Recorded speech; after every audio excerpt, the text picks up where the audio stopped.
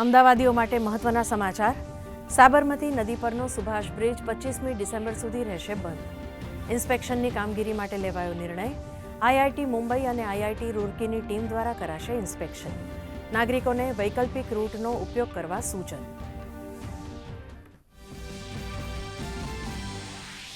રાજ્યમાં એસઆઈઆર ઝુંબેશના ગણતરીના તબક્કામાં 5.08 કરોડ મતદારોની ચકાસણી પૂર્ણતાને આરે. 17 જિલ્લાઓમાં 100% કામગીરી. ગેરહાજર, સ્થળાંતરિત કે મૃતક મતદારોની યાદી મુકાઈ સીઈઓ તથા જિલ્લા સ્તરની વેબસાઇટ ઉપર.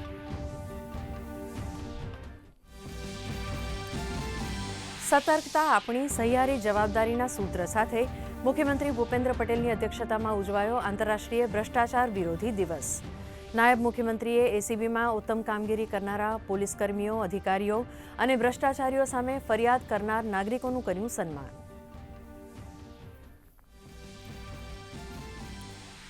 કેન્દ્રીય ગૃહમંત્રી અમિત શાહે વંદે માતરમને ગણાવ્યું દેશભક્તિ, ત્યાગ અને રાષ્ટ્ર ચેતનાનું પ્રતીક.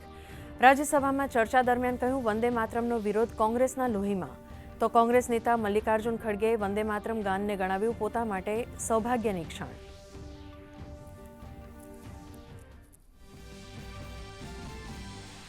લોકસભામાં ચૂંટણી સુધાર બિલ પર ચર્ચા. એસઆઈઆરના વિપક્ષના આરોપો ઉપર ન્યાયમંત્રી અર્જુન મેઘવાલનો પલટવાર. કહ્યું મોટા પ્રમાણમાં શહેરીકરણ થતાં એસઆઈઆર એ સમયની માંગ. છેલ્લા 2 દાયકાથી નથી થઈ એસઆઈઆરની કામગીરી. તો વિપક્ષી સાંસદોએ પારદર્શી ચૂંટણી પ્રક્રિયા પર આપ્યો ભાર. ઇન્ડિગો સંકટ ઉપર કેન્દ્ર સરકારનું કડક વલણ. કેન્દ્રીય ઉડ્ડયન મંત્રી કે રામમોહન નાયડુએ લોકસભામાં કહ્યું મુસાફરોની સુરક્ષા સાથે કોઈ બાંધછોડ નહીં. ઇન્ડિગો સામે કડક અને યોગ્ય કાર્યવાહીનું આપ્યું આશ્વાસન. તો ડીજીસીએએ ઇન્ડિગો ફ્લાઇટ શેડ્યુલમાં કર્યો 5%નો ઘટાડો. આવતીકાલ સાંજ સુધીમાં રિવાઇઝ્ડ શેડ્યુલ જમા કરવાના આદેશ. પ્રધાનમંત્રી નરેન્દ્ર મોદીની અધ્યક્ષતામાં એનડીએ સંસદીય દળની મળી બેઠક. બેઠકમાં પ્રધાનમંત્રી મોદીની સાંસદોને સલાહ.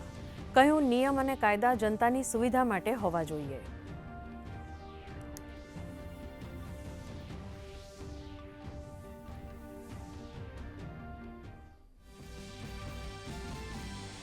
છોટાઉદેપુરના અતિ અંતરિયાળ કેલદરા ગામની દીકરી શીતલ રાઠવા બની પાયલટ. અન્ય માટે બની પ્રેરણારૂપ. શીતલે દક્ષિણ આફ્રિકામાં લીધી પાયલટની ટ્રેનિંગ. રાજ્યકક્ષાના મહિલા અને બાળ કલ્યાણ મંત્રી ડોક્ટર મનીષાબેન વકીલે શીતલને પાઠવી શુભેચ્છાઓ.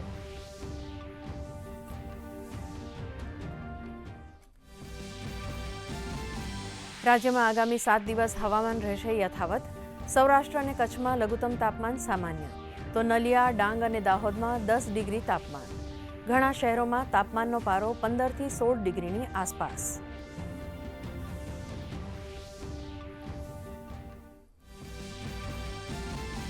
ભારત અને દક્ષિણ આફ્રિકા વચ્ચેની T20 શ્રેણીની પહેલી મેચ કટકમાં. દક્ષિણ આફ્રિકાએ ટોસ જીતીને પસંદ કરી બેટિંગ. જીત સાથે શ્રેણીનો પ્રારંભ કરવા ભારત ઉતરશે મેદાનમાં.